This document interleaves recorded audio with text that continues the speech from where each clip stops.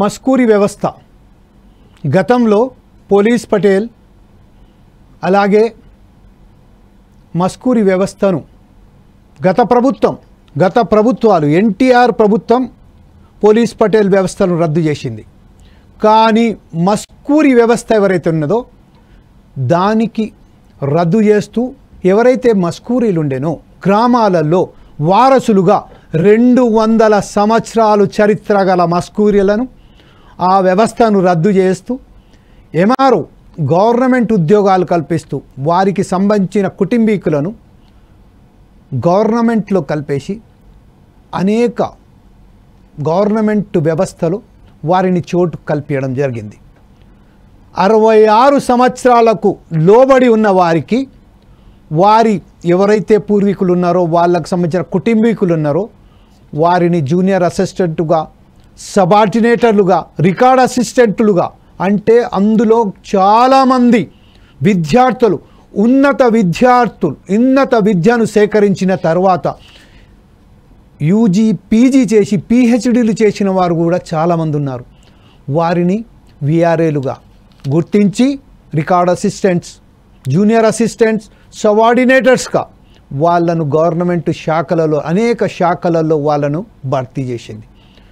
అప్పుడు దర్దాపుగా 20,555 మంది మస్కూరీలు ఉండగా అందులో ఆ 16,758 మందిని నియమించారు. నియమించిన తర్వాత మిగిలిన 3,997 మందిని ఎవరైతే అర్హత కలిగి ఉన్నప్పటికీ వారిని ఉద్యోగాలలో చేర్పించడానికి వారికి సంబంధించిన వయసులు కూడా ఉన్నప్పుడు వారిని గవర్నమెంట్ విభాగాలలో అనేక విభాగాలలో చోటు కల్పేయాలని గవర్నమెంట్ నిర్ణయం తీసుకున్నది. కానీ దురదృష్టవశాత్తు అప్పుడే ఎలక్షన్ కోడ్ వచ్చింది. ఎలక్షన్స్ కోడ్ వచ్చిన తదుపరి ఇమీడియట్లీ ఎలక్షన్స్ తర్వాత వారిని నియమింపజేస్తామని చెప్పారు. కాకపోతే అధికార మార్పిడి జరిగింది. తెలంగాణలో అధికార మార్పిడి జరిగి ఇప్పటికీ 12 నెలలు గడిచాయి.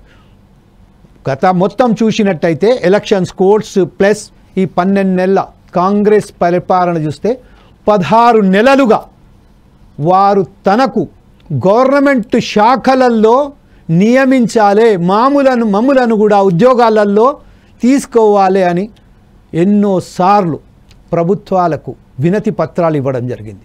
ముఖ్యమంత్రి గారికి అలాగే ఆ మంత్రిత్వం ఉన్నారో వారికి పొంగులేటి శ్రీనివాసరెడ్డి గారికి వినతి పత్రాలు ఇచ్చారు. ఎన్ని చేసినప్పటికీ ఎవరికి కూడా చీమ కుట్టినట్టు కూడా కాలేదు. వారిని ఉద్యోగాలు కల్పించడంలో విఫలమైన సర్కార్ వారికి నోటీసులు ఇవ్వడం జరిగింది. ఎప్పుడైతే నిరుద్యోగులైనటువంటి ఈ వీఆర్ఎస్ సంబంధించిన ఎవరైతే ఉన్నారో పూర్వీకులకు సంబంధించిన మస్కూరి బిడ్డలు ఈరోజు తనకు సంబంధించిన న్యాయమైన హక్కుల గురించి ఈరోజు మినిస్టర్ క్వార్టర్స్ను వినతి పత్రానికి వెళ్ళిన సమయంలో రాష్ట్ర ప్రభుత్వం వారి పాద లాఠీ జులిపించింది, వెంబడించింది. గల్లీలలో సైతం మహిళలను సైతం లెక్క చేయకుండా వాళ్ళను అరెస్ట్ చేసి అనేక పోలీస్ స్టేషన్లలో వాళ్ళు నిర్బంధించారు. ఎస్ఆర్ నగర్ పోలీస్ స్టేషన్లో ఇప్పుడు మనకు తెలిసిన ప్రకారం SR Nagar police station, Nampally police station, Banjara hill police station వీళ్ళందరూ సివిల్ డ్రెస్లో ఉన్న పోలీసులు సైతం పోలీసులు వ్యాన్లలో కాకుండా వేరే ఆటోలలో దొరికిన వాహనాలలో వాళ్ళను తీసుకెళ్ళి వాళ్ళని నిర్బంధం చేయడం. ఎప్పుడైతే తన సమస్యలు తనకు సంబంధించిన తన కోరికలను ఎప్పుడైతే ఆ కోరికలను తీర్చాలని తీసుకున్న సమయంలో ఈరోజు మాతోని మాట్లాడడానికి ఫోర్స్ ఐస్ టీవీ నిర్వహిస్తున్న మరొకసారి మనం చెప్తున్నాం, ఫోర్స్ ఐస్ టీవీ ప్రజాపక్షం మాత్రమే ఉంటుంది. ఏ పార్టీకి ఎప్పుడు వత్తాసు బలకదు, కేవలం ప్రజల వైపే ఉంటుంది ఫోర్స్ ఐస్ టీవీ అని చెప్పుకుంటూ ఈరోజు మా వద్దకు వచ్చి ఫోర్స్ ఐస్ టీవీని ప్రత్యేక ప్రసారం ద్వారా వారికి సంబంధించిన బాధలను వెలిబుచ్చుకోవడానికి మేము ప్రయత్నం చేస్తున్నాం.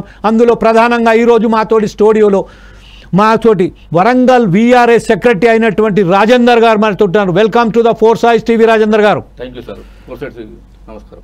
అలాగే గ్రామీణ ప్రాంతానికి సంబంధించిన పీజీ చేసిన విద్యార్థి నాయకుడైనటువంటి హరీష్ గారు కూడా మనతో ఉన్నారు. హరీష్ గారు కూడా మాతో ఉన్నారు. వెల్కమ్ టు ద ఫోర్ సాయిస్ టీవీ హరీష్ గారు. అలాగే ఇంకొక మిత్రుడు యోగేందర్ గారు మనతో ఉన్నారు. ప్రస్తుతం ఎవరైతే పోలీసులు అరెస్ట్ తీసుకొని వెళ్ళారో అంటే ఇద్దరిని తీసుకెళ్ళి ప్రస్తుతం ఎవరైతే స్టేట్ వైడ్గా లీడర్షిప్ దీన్ని వ్యవహరిస్తున్నా దీనికి సంబంధించిన జాక్ కన్వీనర్ అయినటువంటి వంగూరి రాములు గారు కూడా మనతోని ఫోన్ లైన్లో ఉన్నారు. అలాగే రాష్ట్ర నాయకులైనటువంటి మధు గారు కూడా మనతోటి పోలీస్ స్టేషన్లో తీసుకొని నిర్బంధించారు కాబట్టి వారిని కూడా ఫోన్లో మాట్లాడడానికి ప్రయత్నం చేద్దాం. ఫస్ట్ మనం రాజేందర్ గారితో మొదలుదాం. రాజేందర్ గారు ఈరోజు ఈ సమస్యల పట్ల జియో నంబర్ 85, 81 అమలు పరచడానికి ఈ ప్రభుత్వాలు ఎందుకు నిరాకరిస్తున్నాయి? ఇంత మొండి వైఖరి ప్రభుత్వాలకు ఎందుకు? దీని మీద మీరు ఎట్లా విశ్లేషిస్తారు? మేము ఒకటే చెప్పాల్సింది సార్, గత ప్రభుత్వం వచ్చేసి 81, 85 ఈ జీవోను విఆర్ఏ వారసుల కోసం మన ఇష్యూ చేయడం జరిగింది. అయితే వీళ్ళు ఏమంటున్నారంటే గత ప్రభుత్వం చేసిన ఇష్యూ చేసిన జీవోకు మేమెందుకు ఇవ్వాలి మీకు అన్న విధంగా పొంగిలేటి శ్రీనివాసరెడ్డి సార్ గారు, మంత్రి గారు, రెవెన్యూ మంత్రి గారు మాట్లాడడం జరిగింది. అలా అట్లా ఎట్లా మాట్లాడతారని చెప్పేసి మేము ఒకసారి రిప్రజెంటేషన్ ఇచ్చి మా బాధలు చెప్పుకోవడం కోసం ఇవాళ రావడం జరిగింది. అయితే ఈ వచ్చే క్రమంలో మమ్మల జనగాములో, వేములవాడలో, సిరిసిల్లలో, సిద్దిపేటలో ముందుగానే మమ్మల్ని హౌస్ అరెస్ట్ చేశారు కొంతమందిని, మా మిత్రులను. అదేవిధంగా కొంతమంది పోలీస్ స్టేషన్లో బంధించారు. చాలా విధంగా రోడ్డు మీద వస్తూ ఉన్న వాళ్ళను దొంగలు దొరకబట్టి వాళ్ళని అరెస్ట్ చేయడం జరిగింది. కొంతమంది మేము ఇక్కడికి చేరుకున్న తర్వాత కూడా ఇక్కడ ఆడవాళ్ళని చూడకుండా మగవాళ్ళని చూడకుండా లాఠీచార్జ్ చేసి బలవంతంగా తీసుకుపోయి వ్యాన్లల్లో, కార్లో తీసుకుపోయి అరెస్ట్ చేయడం జరిగింది. వాళ్ళు అసలు వివిధ పోలీస్ స్టేషన్లో తిప్పుతున్నారు. ప్రస్తుతానికి మేము ఫోన్ చేస్తుంటే మేము ఇక్కడ రోడ్డు మీద ఉన్నాం, ఈ పోలీస్ స్టేషన్ కాడ ఉన్నాం, ఆ పోలీస్ స్టేషన్ కాడ ఉన్నాం చెప్తున్నారు వాళ్ళు. ఇప్పటికే 2-3 ఇంకా మాకు అందుబాటులోకి రాలేదు వాళ్ళు ఇంకా. అయితే ఇంత కక్షపూరితంగా ఈ పొంగిలేటి శ్రీనివాసరెడ్డి గారు, రెవెన్యూ మంత్రి గారు ఇట్లా ఉండడాన్ని మేము చాలా ఖండిస్తున్నాం. ఇంకోటి ఏమిటంటే ఆయన ఒక మాట అంటున్నాడు, ఏమంటే గత ప్రభుత్వం ఇచ్చిన జీవోను మేము ఎందుకు అమలు చేయాలని ఒక మాట అన్నారు సార్ ఫస్ట్. అయితే అలాంటప్పుడు మరి గత ప్రభుత్వమే తెలంగాణ సాధించింది. మరి గత ప్రభుత్వం తెలంగాణ సాధించిన దాంట్లోనే మీరు రెవెన్యూ మంత్రిగా ఉన్నారు, రేవంత్ రెడ్డి గారు ముఖ్యమంత్రిగా ఉన్నారు. మరి మీరు పదవులు అనుభవిస్తున్నప్పుడు మాకు జీవోలు కల్పించిన హక్కును, మా పూర్వీకులు 200 సంవత్సరాల నుంచి చేసిన హక్కును మాకు ఇవ్వడానికి మీకేమైంది?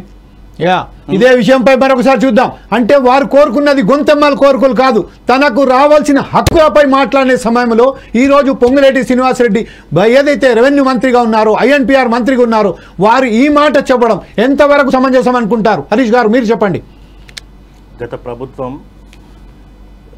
గత ప్రభుత్వం విఆర్ఏ వారసులకు ఉద్యోగాల కోసం 20,555 మంది విఆర్ఏలుగా ఉన్నారు. అందులో గత ప్రభుత్వం 16,000 మంది చిల్లర మందికి వివిధ శాఖలలో ఉద్యోగాలు కల్పించింది. Junior assistant, record assistant, office సబార్డినేట్గా ఉద్యోగాలు కల్పించడం జరిగింది.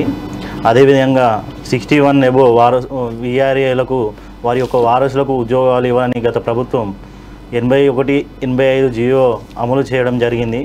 దానికి అనుగుణంగా అప్పుడున్న గవర్నమెంట్లో కొన్ని కోర్టు కేసు ఉండడం వల్ల కొన్ని రోజులు ఆపడం జరిగింది. తర్వాత కోర్టు కేసు క్లియర్ అయినాక తర్వాత గవర్నమెంట్ చేంజ్ కావడం వల్ల మళ్ళీ ఈ ప్రభుత్వానికి అనేక వినతులు ఇవ్వడం జరిగింది. మీ ప్రభుత్వం చూస్తాం అని చెప్పి గత 18 నెలలుగా కాలయాపన చేయడం జరుగుతుంది. అందుకే మేము ఈరోజు మినిస్టర్ క్వార్టర్స్కు రావడం జరిగింది. ఇక్కడ ధర్నా నిర్వహించి మా యొక్క వినతులు అందజేసేందుకు minister క్వార్టర్కి revenue minister Ponguleti Srinivasa Reddy గారిని కలవడానికి రావడం జరిగింది. మా విఆర్ఏలను ఇక్కడికి వచ్చిన విఆర్ఏలను అందరినీ అరెస్ట్ చేయడం జరిగింది. అంటే ఇప్పుడు ప్రస్తుతం ఏదైతే మనం చూస్తున్నాము మన విజువల్స్లలో చాలా క్లియర్గా మనం చూస్తున్నాం. ఎక్కడ పడితే ఎవరైతే ఫస్ట్ నోటీసులు ఇచ్చారు, మేమైతే వినతి పత్రం ఇవ్వడానికి వస్తున్నాము, ఎవరైతే మంత్రులు ఉన్నారో ఆ మంత్రికి సంబంధించిన వినతి పత్రం ఇస్తున్నామని వారు రావడం జరిగింది హైదరాబాద్కు. వచ్చే సమయంలోనే వారికి హైదరాబాద్కు ఇరువైపులా వాళ్ళను కట్టడి చేసి ఎక్కడికక్కడే అరెస్ట్ చేశారు. అరెస్ట్ చేసినప్పటికీ మహిళలు సైతం అక్కడ వాళ్ళకు తనకు తాను కొంగు మూడి వేసుకొని వాళ్ళు ఈరోజు హైదరాబాద్ రావడం జరిగింది. ఆ సమయంలో విచక్షణ రహితంగా వారి మీద దాడి చేసి వారిని అంటే సందులలో వాళ్ళు వెళ్తున్నప్పటికీ వాళ్ళను ఒక్కసారిగా సివిల్ డ్రెస్లలో ఉన్న పోలీసులు కూడా అరెస్టు చేయడాన్ని మనం కళ్ళారా చూస్తున్నాం. ఈ విజువల్స్ మనం ప్రత్యేకంగా మనం 4 Size టీవీ ఏదైతే ఎక్స్క్లూజివ్గా సంపాదించిందో ఆ విజువల్స్ కూడా ప్రత్యేకంగా చూస్తున్నాం. అంటే ఎంతమంది అంటే వారు వచ్చింది కేవలం వినతి పత్రాలు చెప్పడానికి, ఈ విషయంపై మాట్లాడడానికి మనతోటి ఈరోజు ఫోన్ లైన్లో కూడా మధు ఎవరైతే స్టేట్ లీడర్ ఉన్నారో ఎస్ఆర్ నగర్ పోలీస్ స్టేషన్లో ఆయనను నిర్బంధించి వాళ్ళని పెట్టారో ఆయనను కూడా ఫోన్లో మాట్లాడడానికి మనం సంప్రదించడానికి ప్రయత్నం చేస్తున్నాం. PCR please connect to the mister Madhu, a state leader. Yeah please. At the same time I'm carry with this Rajender garu చెప్పండి. ఇప్పుడు ప్రస్తుతం మనం విజువల్స్లో చూస్తున్నాం ఎంత విచక్షణ రహితంగా దాడి చేస్తున్నారో. సివిల్ డ్రెస్లో ఉన్న పోలీసులు కూడా వాళ్ళను విచక్షణ రహితంగా కొట్టుకుంటూ వాళ్ళని అక్కడి నుంచి తరిమేస్తున్నారు. ఈ విషయంపై రాజేందర్ గారు మీరేమంటారండి? సరే, దీన్ని అయితే మేము తీవ్రంగా ఖండిస్తున్నాం సార్.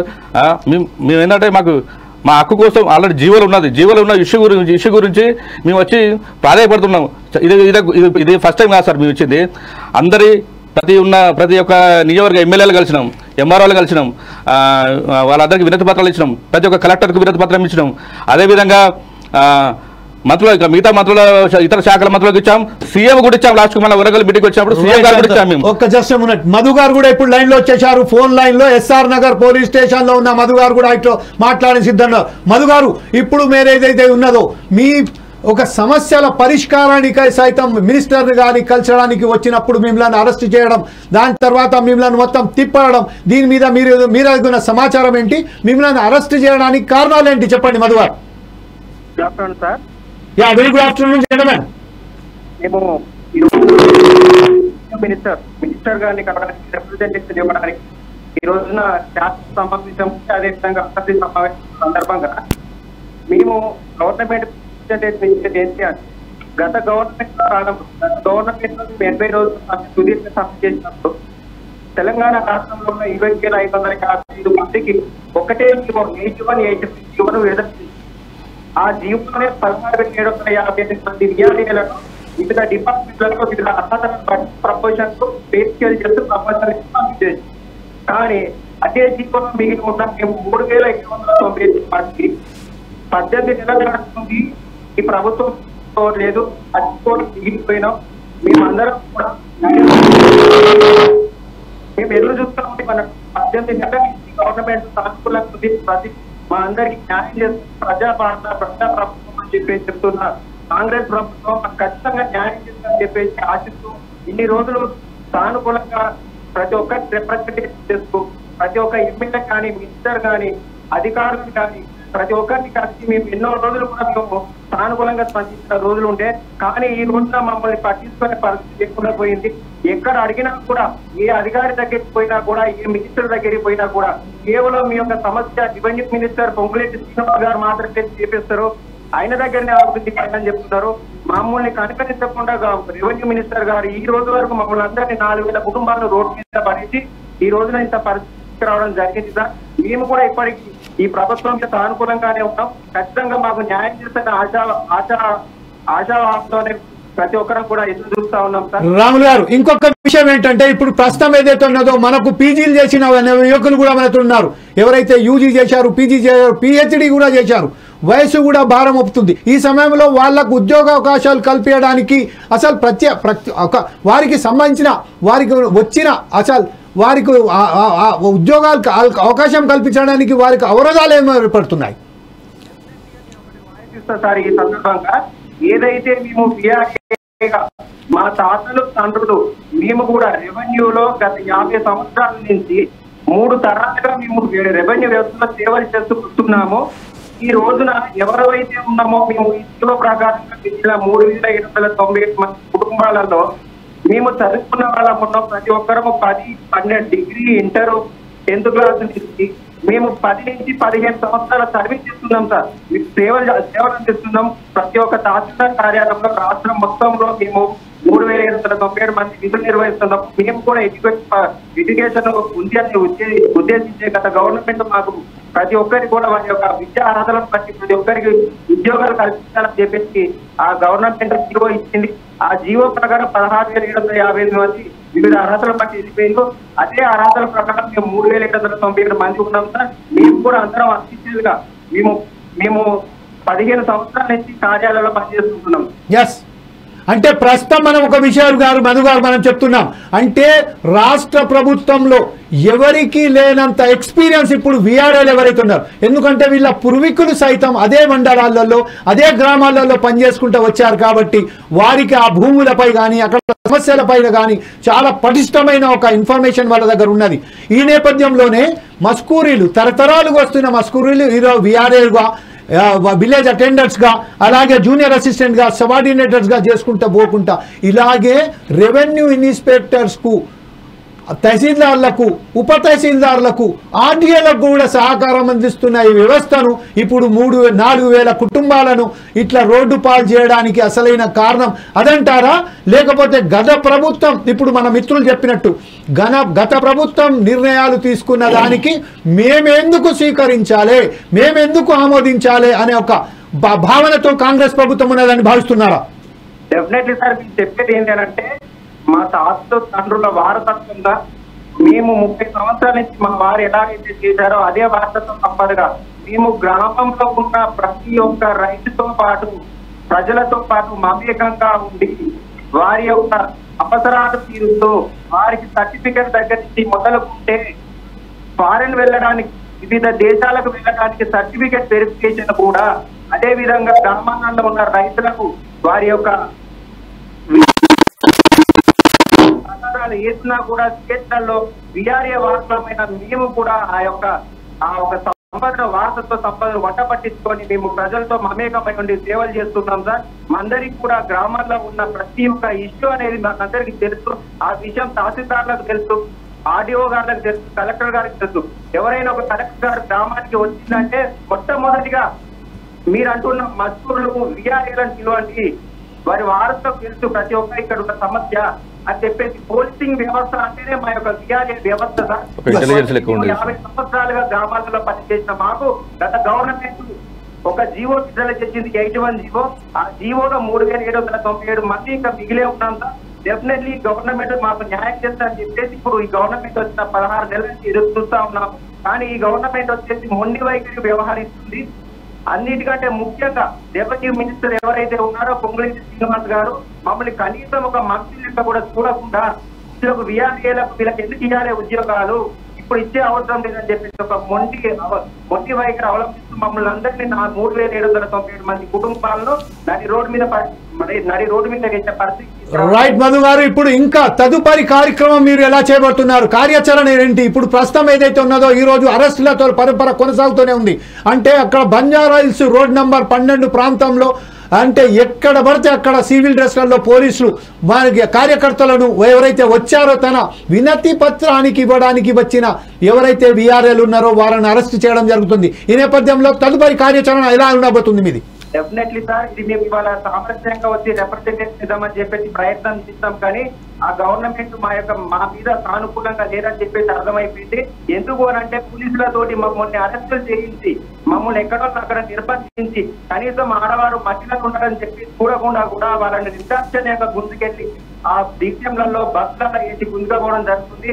అంటే ఈ యొక్క ప్రభుత్వం మొండి వైఖరితో మాకు అర్థమైంది సార్. ఈ రోజు నుంచి మేము అనుకుంటున్నాం తప్పకుండా ప్రభుత్వం ఈ రోజున కనుక మాకు ఒక స్పష్టమైన హామీ ఇవ్వని ఎడల మేము తదుపరి కార్యాచరణ భవిష్యత్ కార్యాచరణ కొంచెం కఠినంగా ఇస్తామని చెప్పేసి ఈ ద్వారా ఈ ప్రభుత్వానికి తెలియజేస్తున్నాం సార్. రైట్ సార్, ఇదో ఇంకొక విషయం మధు గారు, లాస్ట్ క్వశ్చన్ మాత్రం. ఇప్పుడు వచ్చే పంచాయతీ ఎన్నికలలో ప్రస్తుతం ఏదైతే రాబోతున్నదో మార్చిలో పంచాయతీ ఎలక్షన్స్ జిల్లా పరిషత్ కానివ్వండి మండల ఎలక్షన్స్ కానివ్వండి నిర్వహించబోతున్న ఈ సమయంలో మీరు ప్రస్తుతం గవర్నమెంట్ కు ఏమని విన్నపించదలుచుకున్నారు? మా యొక్క విన్నపం ఒకటే సార్, ఇప్పటి వరకు మాకు ఈ యొక్క ప్రజాపాలన కాంగ్రెస్ ప్రభుత్వం మీద మాకు పూర్తి విశ్వాసం ఉంది. ఈ రోజుకైనా కూడా మా ఎందుకు దయతలిచి మాకు ఒక జీవో ఉంది, మాది ఒక డిమాండ్ కాదు, కేవలం అర్థం చేసుకోవాలి సార్, మాది డిమాండ్ కాదు, మాకు ఒక హక్కు, ఒక జీవో ఇచ్చింది, ఒక గవర్నమెంట్ జీవో ఇచ్చిందంటే గవర్నమెంట్ కూడా దాన్ని ఇంప్లిమెంటేషన్ చేసే బాధ్యత ఖచ్చితంగా ఈ గవర్నమెంట్ ఉండాలి. ఈ రోజున మా విశ్వాసంతో ప్రతి ఒక్కరికి మాకు 37 మంది తక్షణమే ఉద్యోగాలు ఎలా చెప్పేసి ద్వారా వేడుకుంటున్నాం. Right, thank you very much Madhu garu, thanks a lot and we will wish you very all the best okay, ఇదే విషయంలో ఇప్పుడు హరీష్ గారి దగ్గరికి వెళ్దాం. హరీష్ గారు, ఇప్పుడు మీరు చెప్పండి, ప్రస్తుతం ఏదైతే ఉన్నారో మీ నాయకుడు మాట్లాడినటువంటి వాళ్ళలో తదుపరి కార్యాచరణ మాత్రం ఇంకా గంభీరంగా కఠినంగా ఉండబోతుందని చెప్పినారు. వచ్చే ఎన్నికలలో సైతం మీరు ఒక్కసారిగా మీ హక్కులకు సంబంధించింది సమస్యల పరిష్కారం కాకపోతే ఎలాంటి చర్యలు తీసుకోబోతున్నారు? ఇంకొక విషయం ఏంటంటే అనేక వందలాది మందిని ఈరోజు హైదరాబాద్లో అరెస్ట్ చేసి అనేక పోలీస్ స్టేషన్లలో తీసుకెళ్లి వాళ్ళని పెట్టడం జరిగింది, మహిళలను సైతం మనం చూస్తున్నాము. ఆ విషయానిపై మీరు ఎట్లా స్పందిస్తారండి? మాకు ఉద్యోగాలు 3700 మందికి ఉద్యోగాలు రాకపోతే తదుపరి కార్యాచరణ ప్రకటిస్తాం, ప్రకటించి ఉధృతం చేస్తామని తెలియజేస్తాం. అదే ఈ విషయంపై రాజేందర్ గారు మీరేమంటారండి? తప్పకుండా సార్, మేము ఇంకా తీసుకోబోయే నిర్ణయాలు కఠినంగా ఉంటాయి. ఇది ఏంటంటే మా కాలేజీ మాకు ఇచ్చిన ఒక హక్కు. అది ఇప్పుడు ఇందాక మా మధు గారు చెప్పినట్టు ఇది ఒక హక్కు. మా కాలేజీ జీవో మనకు ఒక గవర్నమెంట్, తెలంగాణ గవర్నమెంట్ ఒక జీవో ఇచ్చింది. ఆ జీవో పాస్ చేయాలని చెప్తున్నాం. మేము ఆ హక్కుగా భావించి మేము రిక్వెస్ట్ చేసి వినతిపత్రం ఇవ్వడానికి వచ్చినాం. మేము మాకు ఎప్పుడు అవకాశం ఇస్తలేరు అని చెప్పేసి వస్తే మమ్మల్ని ఇట్లా దాడి చేసులు. అయితే ఇంకొకటి ఏంటంటే సార్, నెక్స్ట్ మాది ఎట్లుంటే మేము అందరం కలిసి ఒకటి అనుకుంటాం సార్. ఎట్లుంటుందంటే నిరాహార దీక్షకైనా పోతాం, ఆమరణ నిరాహార దీక్ష కూడా పోతాం సార్. ఇంకోటి మండల లెవెల్, కలెక్టర్ రేట్ లెవెల్, మళ్ళీ అదేవిధంగా మంత్రుల ఇప్పుడు సేమ్ మళ్ళీ అదే అట్లాంటిది మళ్ళీ ఇంకోసారి చేస్తాం సార్. ఇదైతే దీంతో అయితే ముగింపు లేదు సార్. ఇంకొకటి అసెంబ్లీ ముట్టడి కూడా చేస్తాం సార్. అవసరమైతే లాస్ట్ రియల్ నిరాహార దీక్ష చేస్తాం సార్. అవసరమైతే మా ఫ్యామిలీతో చేస్తాం, మా అమ్మ నాన్నని తీసుకొస్తాం, మొత్తం ముగ్గురుమడిగా మా కుటుంబం వచ్చి నిరాహార దీక్ష చేస్తాం సార్. రైట్ సార్, మనకొకసారి చూసినట్టయితే ఈ రోజు ఈ పాంప్లెంటే దీనికి సంబంధించిన గుర్తింపు. కాంగ్రెస్ మీద ఎంత విశ్వాసంగా ఉన్నారో, కాంగ్రెస్ ను ఎంత అనుకూలమైన ప్రభుత్వానిగా చెప్పుకుంటున్నారో ఇది చూడండి. దీంట్లో వీళ్ళు ఇచ్చిన పాంప్లెంట్లో కూడా ప్రజాప్రభుత్వం కాంగ్రెస్ అని రాశారు. ప్రజాప్రభుత్వం కాంగ్రెస్ అయిన సమయంలో ఇంత నమ్మకంతో కాంగ్రెస్ వచ్చి మమ్ములను కూడా ఆదుకుంటుంది. ఈరోజు 4000 కుటుంబాలను ఆదుకుంటుంది. 4000 కుటుంబాలంటే 4000 కుటుంబాలకు కాదు, పరోక్షంగా 40,000 మంది దాంతో ఆనుకొని ఉంటారు. 40,000 మందిని మనం ఆదుకున్నట్టుగా ఉంటుంది. ఒక దానికి సంబంధించింది వారిని ఆదుకోకుండా ఈరోజు కాంగ్రెస్ ప్రభుత్వం ప్రజా వ్యతిరేక పాలన ఎందుకు చేస్తున్నది అంటే, గత ప్రభుత్వం ఏదైతే నిర్ణయాలు తీసుకున్నదో ఆ నిర్ణయాలను పట్ల ఇంత నిర్లక్ష్య వైఖరి ఎందుకు? బీఆర్ఎస్ ప్రభుత్వం కానివ్వండి, బీజేపీ ప్రభుత్వం కానివ్వండి, వామపక్షాలే కానివ్వండి, ప్రభుత్వం అనేది ఒకటి, ప్రజాపాలన మాత్రమే ప్రభుత్వం చేయవలసిన పని. ఆ పనిలో భాగంగానే కాంగ్రెస్ ప్రభుత్వం సైతం ప్రజాపాలన అనుకుంటూ వచ్చిన కాంగ్రెస్ ప్రభుత్వం రైట్. ఓకే, ఇంకొక విషయం ఏంటంటే వంగూరి రాములు గారు ఎవరైతే ఉన్నారో రాష్ట్ర నాయకులు, రాష్ట్ర కన్వీనర్ అయినటువంటి వంగూరి రాములు గారు కూడా మనతో ఫోన్లో మాట్లాడడానికి సిద్ధంగా ఉన్నారు. ఆయన కూడా పోలీస్ స్టేషన్లో నిర్బంధించబడ్డాడు కాబట్టి ఆయన ఫోన్లో మాట్లాడడానికి ప్రయత్నం చేద్దాం. Please PCR connect to the Mister Ramulu. Hello, yes Ramulu garu, స్వాగతం అండి ఫోర్ సాయిస్ టీవీకి. ఓకే, చాలా బాధాకరమైన విషయం ఏంటంటే ఒక సమస్యను పరిష్కరించడానికి మీరు రోజు హైదరాబాద్ వచ్చారు, కానీ ఈ రోజు హైదరాబాద్ కు మీకు హైదరాబాద్ లాఠీలతో స్వాగతం పలికింది. ఈ విషయంపై మీరేమంటారండి? ఈ రోజు శాంతియుతంగా రెవెన్యూ మినిస్టర్ గారిని రాములు గారు వినబడుతుందండి sir? Hello hello, Vanguri Ramulu garu sir వినబడుతుందా? పీసీఆర్ సార్ నా వాయిస్ వినబడుతుందా? Yeah, continue mister Vanguri Ramulu garu, చెప్పండి, మాట్లాడండి. వినిపిస్తుందా సార్ నా వాయిస్? ఓకే, వంగూరి రాములు గారు మాట్లాడండి. హలో సార్ వినబడుతుందా నా వాయిస్? ఎస్ వినబడుతుంది, మాట్లాడండి ప్లీజ్. ఓకే సార్, ఈ రోజు రాష్ట్ర వ్యాప్తంగా 33 జిల్లాల నుంచి విఆర్ఏ వారసులు గత 18-19 నెలలుగా మంత్రుల్ని, అధికారులని, ముఖ్యమంత్రి గారిని, ఎమ్మెల్యేలని, రెవెన్యూ అధికారులని, మన రాష్ట్రంలో ఉన్న పెద్దల్ని అనేక మందిని కలిసి మాకు విఆర్ఏ వారసులు 81, 85 ప్రకారం వెంటనే ఉద్యోగాలు ఇవ్వాలి, ఆ జీవోని అమలు చేయాలని చెప్పేసి అనేక సార్లు కలిసి దండాలు పెట్టి దరఖాస్తులు ఇచ్చినాం. అయినా ఈ ప్రభుత్వం స్పందించలేదు. ఈ ప్రభుత్వం తెలంగాణ గతంలో ఉన్నటువంటి బీఆర్ఎస్ ప్రభుత్వం జీవో ఇచ్చింది. ఈ ప్రభుత్వమైన జీవోని అమలు చేస్తుందని చెప్పేసి ఆశతో ఎదురు చూశాం. ఈ ప్రభుత్వం వచ్చి కూడా సంవత్సరం దాటింది, 14 నెలలుగా వస్తుంది. ఈ ప్రభుత్వం వచ్చిన మొదట్లోనే విఆర్ఏల సమస్యల మీద మాకు అవగాహన లేదని చెప్పేసి కమిటీని నియమించారు. 2024 ఫిబ్రవరి 10వ తారీఖున కమిటీని నియమించారు. ఆ కమిటీని వేసి కూడా సంవత్సరం కావస్తున్నా ఈ ప్రభుత్వం ఇప్పటి వరకు విఆర్ఏల సమస్యల పరిష్కరించట్లో పూర్తిగా వైఫల్యం చెందినటువంటి పరిస్థితి ఉంది. అందుకనే అనేక సార్లు మేము మంత్రుల్ని అధికారులు కలిసినా ఏమీ స్పందించని కారణంగానే ఈ రోజు రెవెన్యూ మంత్రి గారింటికి స్వయంగా వచ్చి మా గోడు చెప్పుకుందామని చెప్పేసి మినిస్టర్ క్వార్టర్స్కి వచ్చాం. వచ్చినటువంటి వాళ్ళందరినీ పోలీసులను పెట్టి నిర్బంధించారు. అనేక మంది మీద లాఠీ చార్జిని ప్రయోగించారు. పిడిగుద్దులు గుద్దారు. ఈడ్చుకుంటూ పోయి వెహికల్స్ లో ఎక్కించి వివిధ పోలీస్ స్టేషన్ లో నిర్బంధించినటువంటి పరిస్థితి ఉంది.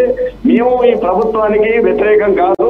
ఈ ప్రభుత్వం చెప్తుంది మొదటి నుంచి మాది ఇందిరమ్మ రాజ్యం, పేదల ప్రభుత్వం, ప్రజాపాలన చెప్తుంది. నిజంగా ఈ ప్రభుత్వం చేస్తుందని ఇన్ని రోజులు ఆశతో ఎదురు చూసాం. ఆశతో ఎదురు చూడటమే కాదు, ఈవో వచ్చింది గ్యారంటీగా ఈ ప్రభుత్వం ఇస్తుందని, కాంగ్రెస్ ప్రభుత్వం గ్యారంటీగా ఇస్తుందని ఆశతోని ఇప్పటిదాకా ఎదురు చూస్తూ అనేక మంది కుటుంబాలు ఈ రోజు రాష్ట్ర వ్యాప్తంగా 340 మంది విఆర్ఏలు అనారోగ్యంతో వివిధ మానసిక కారణంగా చనిపోయినటువంటి పరిస్థితి ఉంది. చాలా మంది ఆత్మహత్యలు చేసుకుంటున్నటువంటి పరిస్థితులు ఉంది. ఎందుకు ఆత్మహత్యలు చేసుకుంటున్నారంటే జీవో ఇచ్చారు, జీవో ప్రకారం తండ్రి ఉద్యోగం కొడుకు వస్తుందని ఆశపడరు. ఆ ఉద్యోగం రాలేదు. ఉద్యోగం వస్తుందని అన్నదమ్ములకి ఉన్నటువంటి ఎకరమో అరెకరమో భూమి ఇచ్చారు, ఇల్లు రాయించి ఇచ్చారు. అట్లాగే డబ్బులు కూడా అప్పులు చెప్పి 10 లక్షలు, 15 లక్షలు, 20 లక్షలు అప్పులు చేసి ఇచ్చారు. ఇలా అప్పులు తీరక, వడ్డీలు కట్టక, ఇచ్చినటువంటి భూమి పోయి ఉద్యోగం రాక ఇలా మానసికంగా కుంగిపోతున్నటువంటి పరిస్థితిలో ఇలా అనేక మంది ఆత్మహత్యలు చేసుకుంటున్నటువంటి స్థితి ఇలా రాష్ట్రంలో ఉంది. ఈ ఆత్మహత్యలకు ఇలా ప్రభుత్వమే ప్రధాన కారణంగా ఉన్నటువంటి పరిస్థితి ఉంది. అనేక సార్లు పొంగులేటి శ్రీనివాసరావు రెడ్డి గారిని కలిశాం. రెవెన్యూ మినిస్టర్ గారు ఈ మమ్మల్ని పిలిచి మా సమస్య పరిష్కారం కోసం ఒక మీటింగ్ ఏర్పాటు చేసి మా సమస్య పరిష్కారం చేస్తాడమని చెప్పేసి ఆశించాం. పొంగులేటి శ్రీనివాసరావు గారు మాకు అపాయింట్మెంట్ ఇవ్వడు. అపాయింట్మెంట్ ఇచ్చినా గానీ చేద్దాం చూద్దాం, ఇంకా ప్రభుత్వం నిర్ణయం తీసుకోలేదు, ప్రభుత్వం సానుకూలంగా ఉంది అని రకరకాలుగా మాటలు చెప్పుకుంటుండే తప్ప ఏ రోజు మమ్మల్ని పిలిచి చర్చించిన పాపన పోలేదు. కమిటీ వేశారు. ఆ కమిటీ కూడా ఇప్పటి వరకు సంవత్సరం గడుస్తున్నా కానీ రిపోర్ట్ ఇచ్చినటువంటి పరిస్థితి లేదు. అందుకనే మేము ఈ రోజు అందరం మంత్రి గారి ఇంటికి పోయి మా గోడు చెప్తున్నామని వచ్చినాం. ప్రభుత్వం మంత్రి గారు కలవనిచ్చే పరిస్థితుల్లో పోలీసులు లేరు. పోలీసులు గేట్ కాడి కూడా పోకముందే అరెస్టు చేసి నిర్బంధించినటువంటి పరిస్థితి ఉంది. ఇది ఏమైనా దుర్మార్గం. ఇలా విఆర్ఏలు అని అంటే అందరూ దళితులు, అట్టడుగు వర్గాల వాళ్ళు, ఎస్సీ, ఎస్టీ, బీసీ, మైనార్టీలకు చెందినటువంటి కింది స్థాయిలో ఉన్నటువంటి ఆర్థికంగా, సాంఘికంగా వెనకబడినటువంటి వర్గాల నుంచి వచ్చిన వాళ్ళు, తాతల తండ్రుల నుంచి తరతరాలుగా వ్యవస్థను నమ్ముకొని ఈ కుటుంబాలు జీవిస్తున్నాయి. తండ్రి స్థానంలో కొడుకు స్థానంలో పిల్లలకి తరతరాలుగా ఈ వ్యవస్థలో కొనసాగుతున్నటువంటి పరిస్థితి ఉంది. ఇప్పుడు కూడా నా తండ్రి ఉద్యోగం నాకు వస్తుందనే ఆశతోని ఇలా తండ్రి చనిపోయిన వాళ్ళు, అనారోగ్యంతో ఉన్న వాళ్ళు ఆ కుటుంబాల నుంచి పోయి ఆ ఆఫీసుల్లో ప్రభుత్వానికి సేవ చేస్తున్నారు. ఈ సేవలను కూడా ప్రభుత్వం గుర్తించేటట్లేదు. ఇలా పైగా ఈ ప్రభుత్వం గొప్పలు చెప్పుకుంటుంది. రెవెన్యూ వ్యవస్థని బలోపేతం చేస్తాం, ఈ వ్యవస్థని ముందుకు తీసుకుపోతాం, లేకపోతే ధరణి స్థానంలో భూమాత తీసుకొస్తామని ఇలా ప్రభుత్వం గొప్పలు చెప్తుంది. ఆ గొప్పలు నిజం కావాలంటే వారసుల్లో చాలా మంది చదువుకున్న వాళ్ళు ఉన్నారు, డిగ్రీలు, పీజీలు చేసినటువంటి వాళ్ళు ఉన్నారు. వీళ్ళందరినీ రెవెన్యూ వ్యవస్థలో తండ్రుల స్థానంలో తీసుకొస్తే వీళ్ళంతా వ్యవస్థ బలోపేతం అవుద్ది. యువకులు, చదువుకున్న వాళ్ళు బాగా ఉత్సాహంగా పనిచేసేటువంటి అవకాశం ఉంది. కాబట్టి వీరందరినీ కూడా వారసుల్ని తీసుకోవాలని, ఇప్పటికైనా ప్రభుత్వం వెంటనే నిర్ణయం తీసుకోవాలని కోరుతున్నాం. రాములు గారు, ఇప్పుడు ప్రస్తుతం ఏదైతే మీరు మాట్లాడడానికి ప్రయత్నం చేశారు, అలాగే వినతి పత్రం ఇవ్వడానికి కూడా చేశారు, అనేక మార్లు అనేక మిత్రులు కూడా ఎవరైతే ఉన్నారో మన స్టూడియోలో కూడా మాట్లాడడానికి వచ్చారు, వాళ్ళందరూ పోయి వినతి పత్రం ఇవ్వడానికి ప్రయత్నం చేశారు. కానీ విచక్షణారహితంగా వారిని అరెస్ట్ చేయడం జరిగింది, కొట్టడం జరిగింది. మహిళలను కూడా చూడకుండా వాళ్ళను విచ్చలవిడిగా ఆటోలలో, ప్రైవేట్ ఆటోలలో, బస్సులలో ఎక్కించడం జరిగింది. డిసిఎం వ్యాన్లలో ఎక్కించి వివిధ ప్రాంతాల పోలీస్ స్టేషన్లో తరలించడం జరిగింది. ఈ నేపథ్యంలో మనం ఇప్పుడు పొంగులేటి శ్రీనివాసరెడ్డి గారితో కూడా మాట్లాడడానికి ప్రయత్నం చేశాం. అతను చాలా డైరెక్ట్గా ఫోన్ కట్ చేస్తున్నారు. అయితే ఈ విషయంపై వివరణ కోరడానికి ప్రయత్నం చేసిన ఫోర్స్ ఐస్ టీవీకి సంబంధించి మనం ప్రయత్నాలకు సంబంధించి మనం ఇంత ప్రయత్నం చేస్తూనే ఉంటాం. ఖచ్చితంగా పొంగులేటి శ్రీనివాసరెడ్డి గారితో కూడా ఈ విషయంపై మాట్లాడడానికి ఫోర్స్ ఐస్ టీవీ ప్రత్యేకంగా ఒక ప్రయత్నం చేస్తుందని చెప్తుంటూ ఈరోజు నెక్స్ట్ మీ కార్యాచరణ ఎలా ఉంటుందని చెప్తున్నారు. As a state leader, as a JAC convener మీరేమంటారండి? ప్రభుత్వాన్ని ఈరోజు చూసినటువంటి విఆర్ఏల ఆవేదన ఈరోజు ప్రభుత్వానికి మేము సూచించాం. ఇంకా భవిష్యత్తులో ప్రభుత్వం నిర్ణయం తీసుకోకపోతే ఇంకా ఈ ఉద్యమాన్ని ఉధృతం చేస్తాం. రేపు వచ్చేటువంటి గ్రామ పంచాయతీ ఎన్నికల్లో, స్థానిక సంస్థల ఎన్నికల్లో కూడా ప్రభుత్వానికి వ్యతిరేకంగా పనిచేసేటువంటి కార్యాచరణ కూడా మేము తీసుకుంటాం. ప్రతి మండలంలో, ప్రతి గ్రామంలో మా విఆర్ఏలు ఉన్నారు. మాకు జరిగినటువంటి అన్యాయాన్ని ప్రతి కుటుంబానికి తెలియజేస్తాం. ప్రభుత్వం జీవో ఇచ్చింది, అమలు చేయడానికి నిర్లక్ష్యం చేస్తుంది, మర్చింది. ఇలా మా కుటుంబాలు చనిపోవటానికి, ఆర్థికంగా ఇబ్బంది పడటానికి ఈ కాంగ్రెస్ ప్రభుత్వమే కారణం అని చెప్పేసి కూడా చెప్తాం. ఈరోజు మంత్రితో పాటు నవీన్ మిట్టల్ గారు, సిసిఎల్ఏ గారు ప్రభుత్వ రెవెన్యూ ప్రధాన కార్యదర్శిగా ఉన్నాడు. ఈయన గారు గత ప్రభుత్వంలో ఉన్నాడు, ఈ ప్రభుత్వంలో ఉన్నాడు. జీవో ఇచ్చింది కూడా ఆయనే. ఈయన కూడా ఇంకా చేద్దాం చూద్దామని ప్రభుత్వాన్ని ఒప్పించకుండా, ప్రభుత్వం అధికారులని, మంత్రుల్ని ఒప్పించి జీవో ఇవ్వకుండా నిర్లక్ష్యం చేస్తున్నటువంటి పరిస్థితి ఉంది. అందుకనే ఈ ప్రభుత్వం రేపు వచ్చేటువంటి ఎన్నికల్లో కూడా మేము ఈ ప్రభుత్వానికి వ్యతిరేకంగా ఏం చేయాలని ఆలోచిస్తాం. అందుకనే ఈ ప్రభుత్వం పిచ్చుక మీద బ్రహ్మాస్త్రాలు ఉపయోగించినట్టుగా చిన్న ఉద్యోగులు, కింది స్థాయి వాళ్ళ మీద ఇంత పెద్ద ఇది చేయకుండా వెంటనే ఇప్పుడు జరిగేటువంటి అసెంబ్లీ, కేబినెట్ సమావేశాల్లో మంత్రివర్గం చర్చించుకొని విఆర్ఏ వారసులకి 3797 మందికి వెంటనే ఆర్డర్స్ ఇవ్వాలని చెప్పేసి ప్రభుత్వాన్ని విజ్ఞప్తి చేస్తున్నాం. లేని పక్షంలో ఈ కార్యక్రమాన్ని ఉధృతం చేస్తాం. ప్రభుత్వం దిగొచ్చే వరకు మా పోరాటం ఆగదు. థ్యాంక్ యూ రాములు గారు. ప్రస్తుతం ఏదైతే ఉన్నదో ఈ రోజు అసెంబ్లీ సమావేశాలు జరుగుతున్నాయి. స్పెషల్ గా ఈ రోజు ఏదైతే అత్యవసర సమావేశం జరుగుతున్నదో ఈ సమావేశంలో దీనిపై చర్చ జరిపి వెంటనే విఆర్ఏలకు సంబంధించిన అంటే పూర్వీకులకు వస్తున్న మస్కూరి వ్యవస్థను ఏదైతే రద్దు చేసిన తర్వాత వారికి రావాల్సిన హక్కులను కాలరాశి కాకుండా వారికి సరైన హక్కులను వాళ్ళు కల్పించి, వారికి ఉద్యోగావకాశాలు కల్పించి, ఎవరైతే 3997 మంది ఎవరైతే నిరుద్యోగులు ఉన్నారో వారిని ఆదుకుంటారని ఆశిస్తూ ఈరోజు ప్రత్యేక కార్యక్రమంలో పాల్గొన్నందుకు రాజేందర్ గారికి, అలాగే హరీష్ గారికి, ఇంకొకటి యుగేందర్ గారికి, అలాగే పోలీస్ స్టేషన్లో ఉండి సైతం నిర్బంధంలో ఉన్నప్పటికీ ఫోర్స్ ఐస్ టీవీతోని మాట్లాడడానికి ఎవరైతే మనకు మాట్లాడారో వారికి ప్రత్యేక ధన్యవాదాలు. అంటే మధు గారికి, అలాగే వంగూరి రాములు గారికి ప్రత్యేక ధన్యవాదాలు చెప్తూ రేపు మరొకసారి కలుద్దాం. అలాగే ఫోర్స్ ఐస్ టీవీ ద్వారా కాంగ్రెస్ ప్రభుత్వానికి, అలాగే కాంగ్రెస్ ప్రభుత్వంలో ఉన్న ఇప్పుడు ప్రభుత్వ అధికారులకు కూడా ఫోర్స్ ఐస్ టీవీ విన్నవిస్తుంది ఏంటంటే అనేక ఏదైతే సందర్భాలలో మనము విఆర్ఏ వ్యవస్థ మీద ఆధారపడి ఉన్నాము. గ్రామీణ ప్రాంతాల సమస్యలు మొత్తం విఆర్ఏల మీద ఆధారపడి ఉన్నాయి. వారి దగ్గర ఉన్నంత సమాచారం ఎవరి దగ్గర లేదు. ఇంతకుముందు పట్వారీలు ఉండే, అలాగే మస్కూరీలు ఉండే, వాళ్ళ దగ్గర ఉన్నంత సమాచారం ఎవరి దగ్గర లేదు. కాబట్టి ధరణిలో కానీ, భూ సమస్యలలో కానీ, గ్రామాలకు సంబంధించిన ఏవైతే మైలురాయి ఉంటుందో, బోర్డరాయి అంటారు కదా, బోర్డరాయికి సంబంధించిన కానీ హద్దులు కానీ గ్రామస్తులకు సంబంధించిన విలేజ్ల హద్దులపై నుంచి పెద్ద పెద్ద పట్టణాల హద్దులు సైతం వాళ్ళ చేతిలో వాళ్ళ తెలిసి ఉంటుంది. కాబట్టి వారికి సరైన న్యాయం చేయ వరకు ఫోర్స్ ఐస్ టీవీ వారి వెంటనే ఉంటుందని చెప్పుకుంటూ ఈరోజు ఈ కార్యక్రమం చేపట్టినందుకు, ఈ కార్యక్రమంలో పాల్గొన్నందుకు ప్రతి ఒక్కరికి ప్రత్యేక ధన్యవాదాలు చెప్తూ ఫోర్స్ ఐస్ TV wishing you all the best. Thank you very much for watching force ఐస్ టీవీ.